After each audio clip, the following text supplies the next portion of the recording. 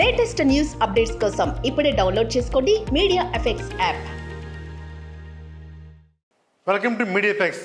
రెండో పెళ్లిపై మీనా ఒక క్లారిటీ ఇచ్చారు. తెలుగు సీనియర్ నటి అయిన మీనా భర్త విద్యాసాగర్ 2022లో మరణించారు.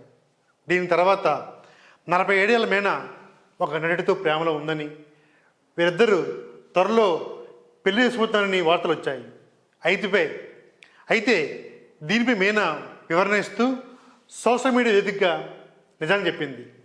ప్రస్తుతానికి నాకు రెండో పెళ్లి ఆలోచన లేదు. భవిష్యత్ ఫలితం గురించి మనం ఎప్పుడు ఎలా చెప్పగలం?